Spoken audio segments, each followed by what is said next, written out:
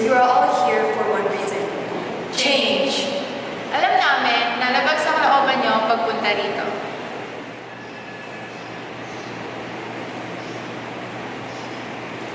Ngunit bigyan niyo lamang kami ng pagkakataon, nandito kami para tulungan kayo. Simulan na natin kilalanin ang iyong mga sarili. Bakit hindi mo simulan, Iha? Ako si Chloe, 16 years old.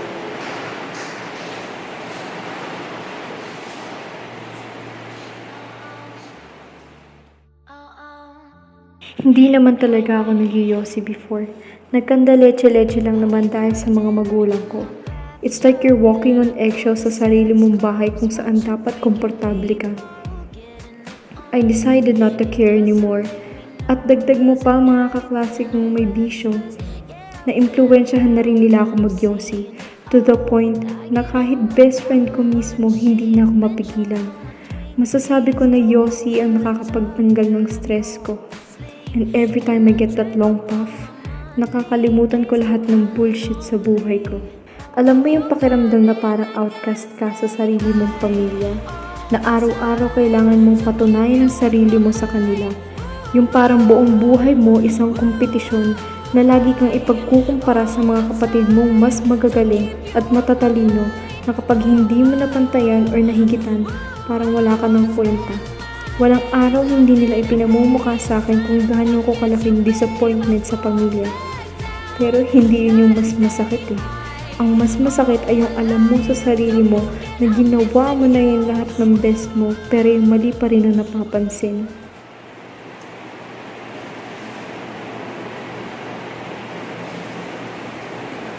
At yun ang storya ko.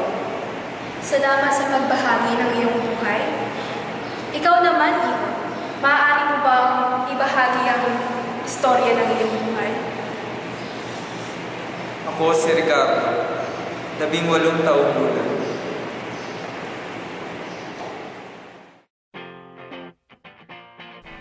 Isipan ko'y gulong-gulo, di waring gagawin ng kung ano-ano. Sabi ng mga barkada ko, subukan ko raw ito, sapagkat mawawala raw lahat ng problema ko. Kaya sinubukan ko nga ang pag-inom nito.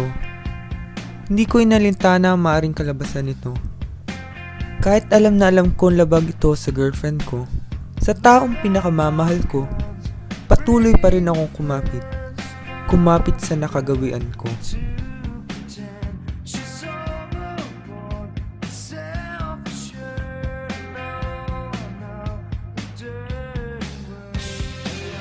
Pilit kong tinatanaw sa malayo kung ano ba dapat ako, kung ano ba dapat ang buhay ko. Sumagi na sa isipan ko ang salitang pagbabago. Kaso, nilamon pa rin ako ng madilim na pag-iisip ko.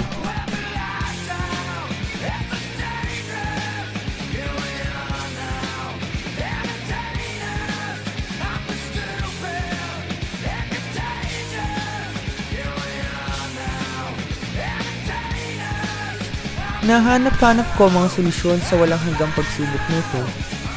Ngunit wala akong nakitang liwanag sa mga pinagdadaanan ko.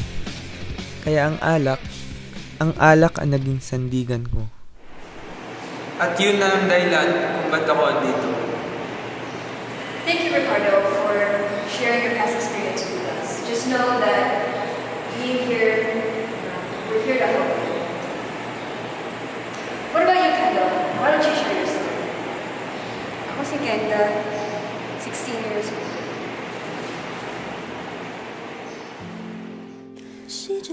I've been doing self-harm for over a year now. You must be thinking how young and insane I am for doing this. But let me tell you something. I did not sign up for this. I never wanted this. It just happened, you know. Sometimes I cut myself to overcome anxious and irrational thoughts. Something about it makes me feel better. It's the only kind of pain I have control over. Physical pain blinds the emotional pain, but at a cost. It's a weird way to make yourself feel better. I guess it's just as weird as smoking a cigarette or getting wasted. Cutting makes the blood take away the bad feelings. pain can make you feel more alive when feeling numb or dead inside. Also, I have a sister. She was my only companion and best friend, since our parents are mostly busy all the time. She was better than me in almost everything. But syempre, kapatid ko, so mahal ko pa din, kahit ako na lang lagi yung incompetent at laging mali sa mata ng parents namin. Hindi ko naman sila masisisi. Siguro nga wala talaga akong kwenta. And school was no better. Hindi ko alam kung bakit kahit saan ako magpunta, feeling ko wala akong kakampi. Yung walang makakapansin kapag nawala ako. Just heaviness filling your mind and spilling over your body. You feel as though you'll never be happy again. The low self-esteem and the lack of self-purpose becomes unbearable. Tapos darating ka sa point na you have to make a choice between getting help or attempting suicide.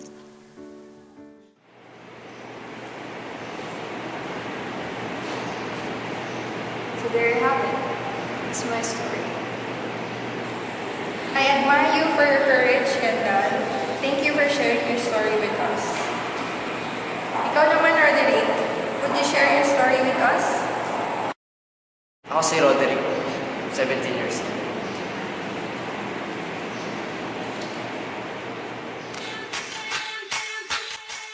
Simpleng estudyante lang.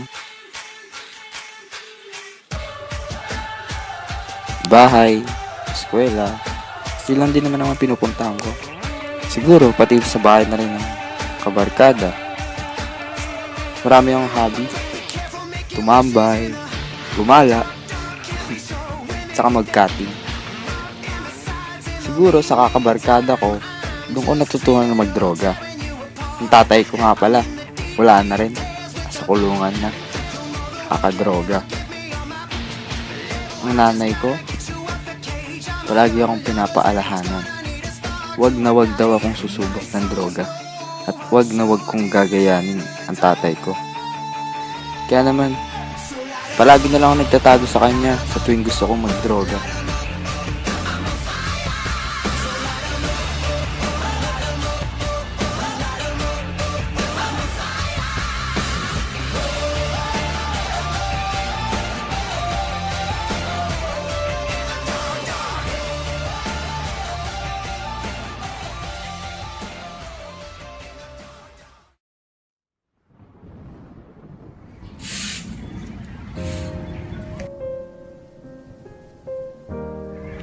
Ginagawa mo dyan? Ay, naglalaro Ano? lang. Naglalaro? Anong klaseng laro yan? Seryoso? Nagda-drugs ka ulit? Anong sabi ko sa'yo kahapon? Hindi sa akin yan. Hindi sa Anong hindi sa'yo yan? Nakita ka lang kita dyan! Nandito ako nakaupo na ninyo. At tulad nakatuloy ka na ng papa mo. Sinabi ko, ilang Hindi beses na ako ate. Tinigil ko na Hindi na ikaw. ate. Tingnan mo yung sarili mo. Puyat lang ako pero hindi Puyat? ako ate. Anong klaseng puyat yan? Sa Ay, pag-aaral. nako. Nakikita ko naman yung grades mo. Bagsak lahat. Tapos ngayon nagda-drugs ka na? Ano ba nangyayari sa'yo? Ha? Anong gusto mo sa akin? Anong gusto mo sa akin? Hindi Alam ko wala yung papa mo dito, pero nagaganyan ka na. Hindi sa akin yun.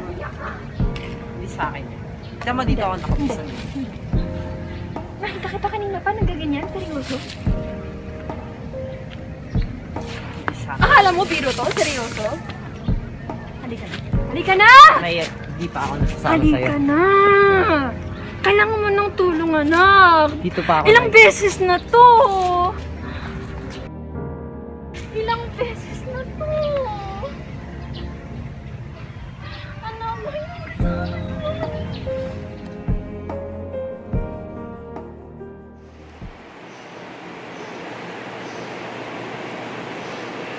So, yun lang yun. Yun na yung kwento.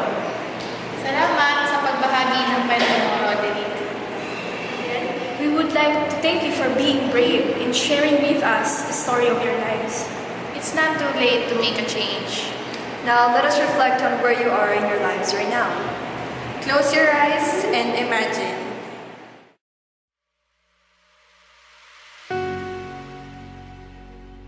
I understand that this is a way to cope with your stress, But you must understand that although you're not experiencing any side effects now, it doesn't mean that there won't be any harmful effects to your body in the future. Chloe, imagine being diagnosed with lung cancer, which is one of the leading causes of death due to smoking. Or imagine being diagnosed with other diseases such as heart disease, emphysema, or maybe even increased risk of stroke.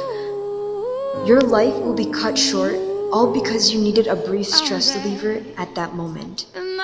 Find other ways to cope with your stress, like finding a hobby you enjoy doing. Find your support system during your times of trouble, like your best friend. Maybe even voicing out your concerns to your family so they'll understand how you feel. Smoking is a very difficult habit to break, but with the right strategy, such as getting help and managing the urge to smoke, it is possible to quit. When you take another puff of your cigarette, ask yourself, is a moment of relaxation really worth a short-lived life?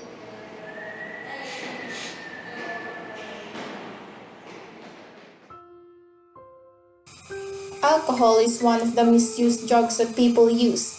It is because it is acceptable in our society. But one thing is for sure, people who usually drink alcohol knows the bad effects it brings. It can cause many problems in a person's life without he or she knowing it. Stomach, liver, and kidney cancer are just some of the physical bad effects in drinking mass amount of alcohol.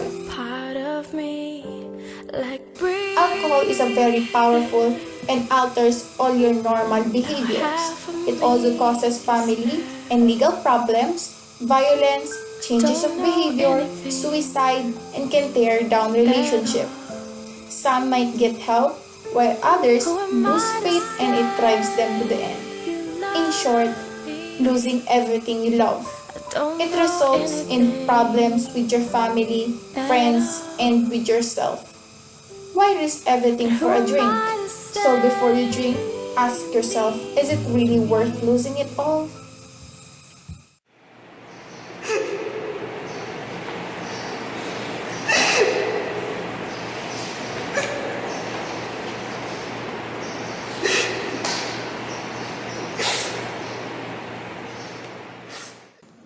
Kendall, I understand that you have been through pain and hardships. I understand the feeling of worthlessness and how everything seems out of your control. Just by looking at your eyes, I see unimaginable pain and suffering you shouldn't have experienced.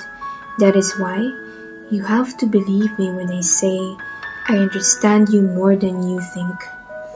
You have been through dark days, days when you see life going against you, lonely nights when you feel down because of self-doubt governing your mind and you can do nothing but cry.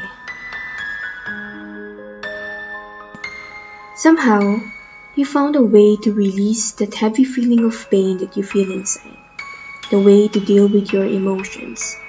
It becomes an expression of difficult feelings, giving you a sense of control. Sometimes, it becomes a distraction from overwhelming emotions that you feel inside. Cutting therefore makes you feel less numb.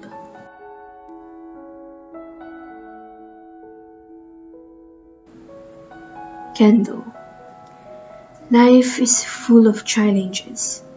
You have to face it with courage, head high. Do not doubt yourself, accept who you are and recognize your strength.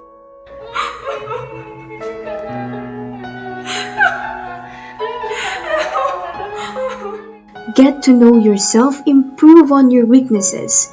Some days you have setbacks, but just know that tomorrow is a new day with new possibilities. Now, let's imagine the worst scenario. What if you died? What will happen to your family? What will your sister feel? Who's going to take care of her? Are you ready to leave your younger sister behind? How about your dreams? Are you prepared to face the worst case scenario?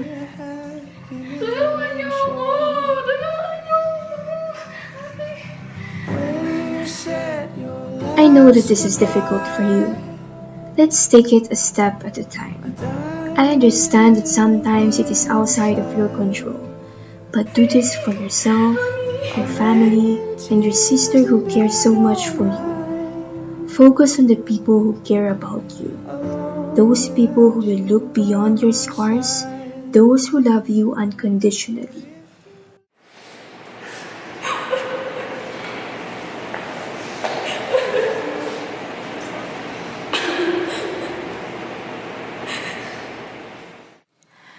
The use of illegal drugs gives nothing but negative effects. This include poor physical health, brain damage, hallucinations, and the like. But one of the worst scenarios will be imprisonment.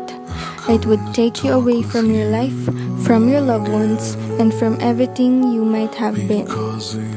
How do you think your mom would feel with you being taken away from her because of drugs? But that is why everybody have been given a second chance. Another chance to put everything to its proper place and change whatever lifestyle you had. One may commit a lot of mistakes, but that doesn't mean you cannot change and start over. You can and you will.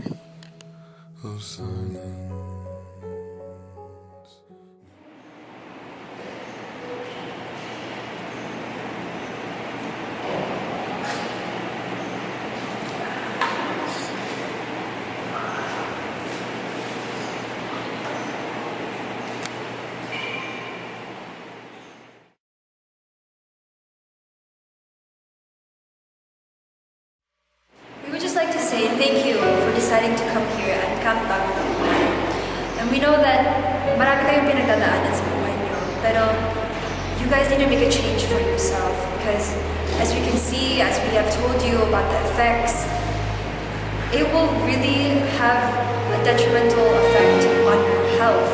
And if you want to live a long life and being able to achieve your goals, seeing yourself grow as a person, being able to raise a family, you have to take care of yourself. You have to do this for yourself. A lot of people have entered that door, hoping to have a change in their lives. At first, they weren't sure if they'll be able to do it, but in the end, they were able to do it. We ourselves are your facilitators. We have experienced that change that you are hoping to have. But if we can do it, if they can do it, so can you. You can change your life for the better, for the good, for a better future. I would like to say that all of you are special. Don't let your challenges destroy who you are. To be honest, we and the world are excited to see the new versions of you when you get out of the store. We are here to remind you that you are not alone. You have your family, you have your friends who unconditionally love you. You are loved, so you must make your life better for them and for yourself.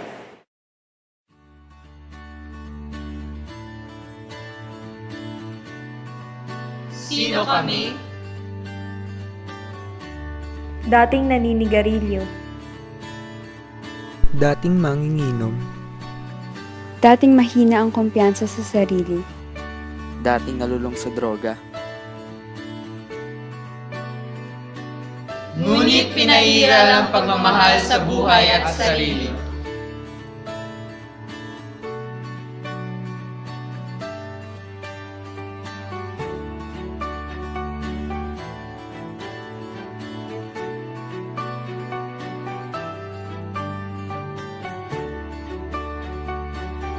Pollution does not just include the environment, it also involves pollution that we produce and create to ourselves, pollution that affects our lifestyle and the people around us.